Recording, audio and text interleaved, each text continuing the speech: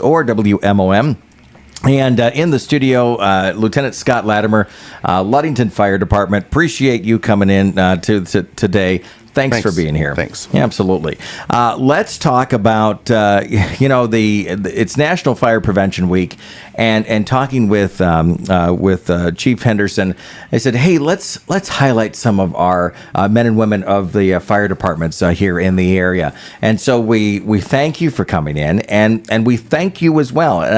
And I'm sure when you are wearing your uniform, whether it's your professional dress or if you're in your gear, full gear, that you get those thank yous. And so I guess my question to you is first out of the gate is, when somebody comes up to you and says that and shows their appreciation to you, how do you take that? How does the men and women of those firefighters, how do they receive that?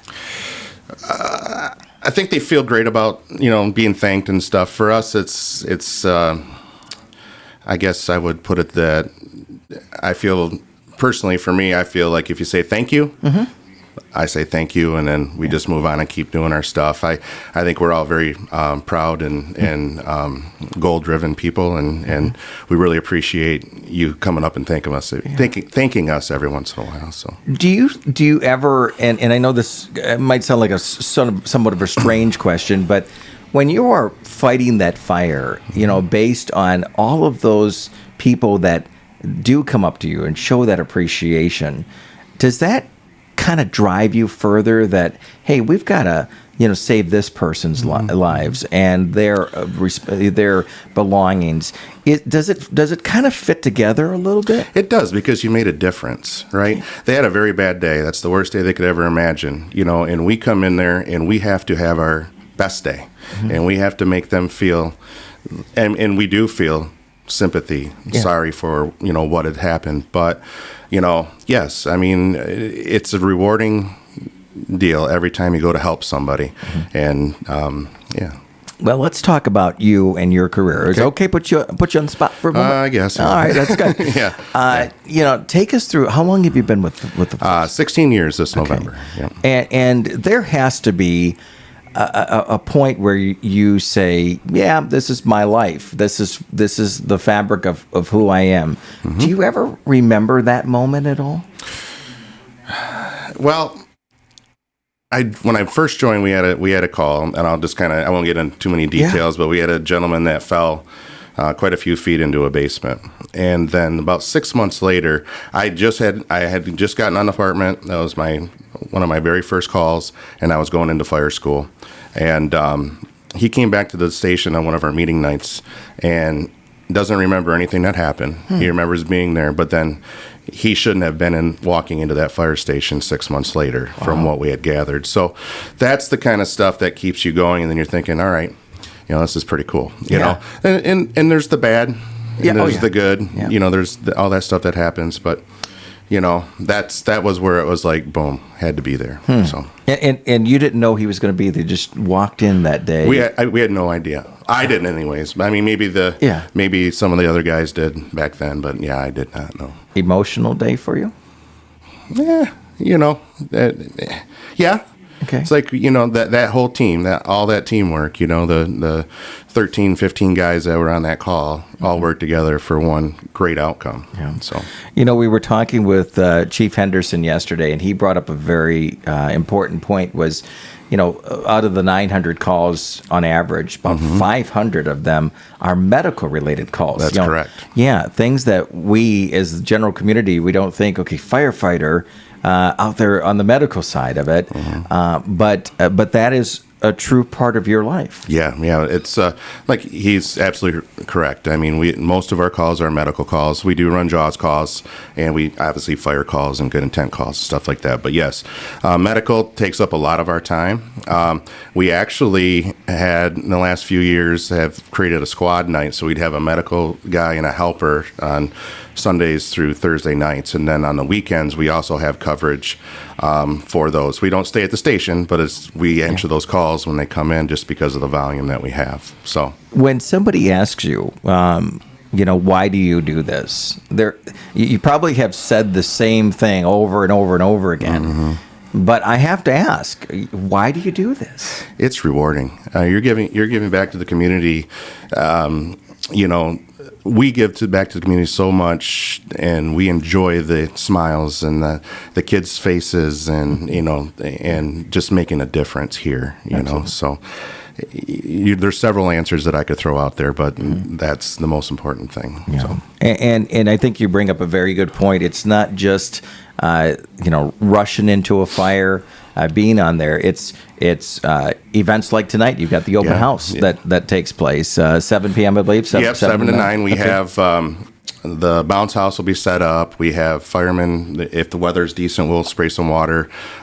We have some handouts for the kids. We have donuts, cider, coffee, that type of thing from 7 to 9 at the station. Yeah, absolutely. If you're just joining us, we're talking with Lieutenant Scot Latimer, Ludington Fire Department. It is Fire Prevention Week. When you hear the Fire Prevention Week, that week comes up, what does one that mean to you, and what is your message that will help you do your job that you can spread to the listeners today? It just gives us an opportunity to, spread the fire safety message, smoke detectors, carbon monoxide detectors, having that meeting place outside. We did last week, for the adult special needs community here in town, a couple of us did a little thing at the fire station, handing some stuff out, showing the fire trucks, and every one of those groups that came in, and mostly every one of those people that were there, have a meeting place. They have ejector smoke detectors twice a year. They replace the batteries twice a year. Mm-hmm. That stuff is what we've been preaching. Years, and it's actually engraved in them. So it's beautiful to hear that stuff. That just tells you from a young age, the message keeps going out, and then so that has to be rewarding. Yeah. Okay, tough questions for you. Did you have a fire truck as a toy when you were a kid? A red one. You did? Absolutely. Yes. I had several. I had a ladder truck and I had an engine, and then we had an ambulance, that kind of stuff. But yeah. Why? Absolutely. Did family in? No. It's just must have been something that was in me. I don't. So. Did you ever think that you were going to be a firefighter? Just didn't know how to go about getting there. Actually, how I became, my captain right now was my neighbor back then, and he came up to me and said, "Hey, you want to come to a spaghetti dinner?" So my son at the time was just a little guy, and so we ended up going down to the fire station, have spaghetti dinner. Next thing you know, I'm in an interview with him. So that's awesome. A couple days later, so that's how I landed. Yeah. So a couple moments ago, you had mentioned it's cool. How is it cool to be a firefighter? How would you describe that? Well, I just it is a very rewarding job, or so to speak, I guess. We see the worst and we see the best. We see that stuff in the community. It just feels good. It makes you feel good inside that you made a difference, and that's where I say it's cool. No, and from us standing on the sidelines, when we see you guys hanging off the side of a building, which is pretty cool. Absolutely, yeah. That's cool for us to observe that. But there, or at an expo or an event or the fair or all of those events. That's where we get a chance to look at it as that's a cool job. Yeah. On the flip side, it is a serious job. That when you get that call, you don't know what you're going into, do you? No. Well, we have an idea. We have a great relationship with the LPD. So, they're usually there on first. They'll relay some information to us because obviously they're working on the street. So, but we don't. But we train, and we train a lot. And we are very motivated when it comes to stuff. We've had some huge trainings over the last couple of years, the rope rescue, the high angle rescue, hazmat tech, all that good stuff. So House of Flavors or somebody's stuck up on a roof, we'll hang over the roof and go get them, right? Yeah, or hang over the edge and go get them, right? So, but we do train a lot. So we're prepared for everything. Everything's a little crazy at first, but, the staff and the guys, when we have a plan and there's no set plan, it's always, hey, this is happening, react to it and take care of it. So, would you ever change anything about your career as a firefighter? No. Okay. No. Love it. Love it. That's good. So. I think that says it all for sure.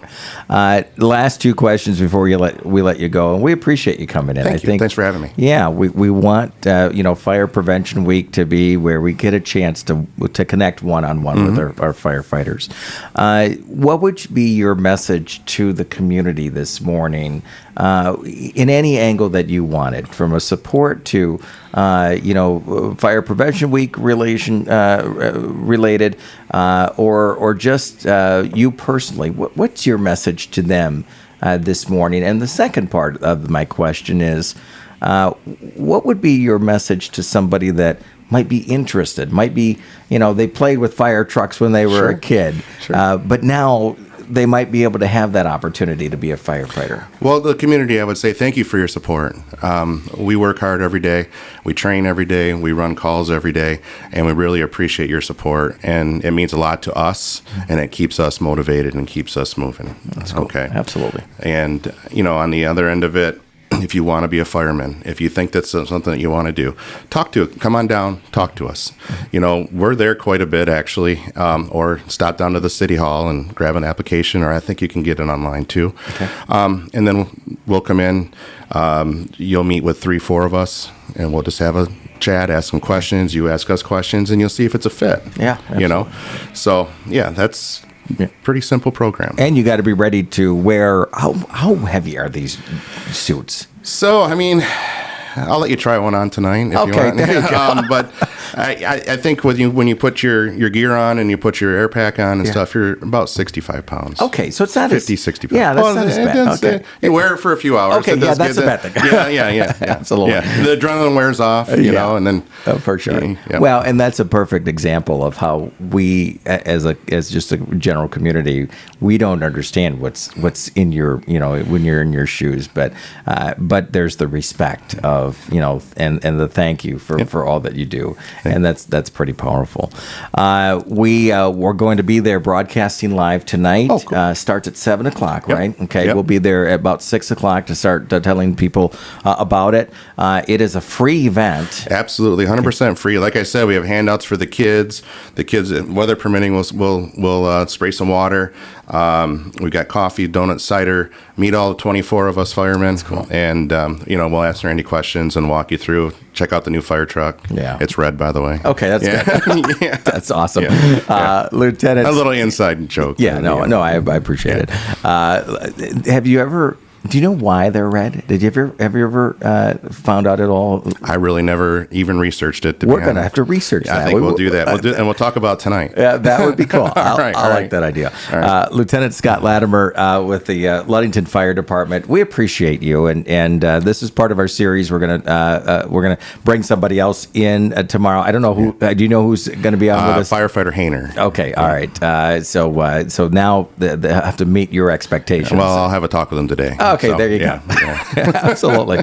Well, we appreciate you taking some time. And for the general community, twofold. First, it is National Fire Prevention Week, so let's make sure that we are checking those smoke detectors, making sure that our fire extinguishers are in, and we have enough fire extinguishers. We have the plan in place, that we're learning, and we're really listening to our first responders, our firefighters, in what they suggest, because Lieutenant, that helps your job, doesn't it? It does. There's times where we're on a call and they may not understand why we're not letting them back in, or we're not letting them close to the scene, and there's a reason for that. Yeah. So just understand that we want to help you. We want to get you back in, get your things and stuff, but we have to do things to make sure it's safe for you to go back in. That's right. Especially with upwards of 900 calls a year. I mean, that's incredible.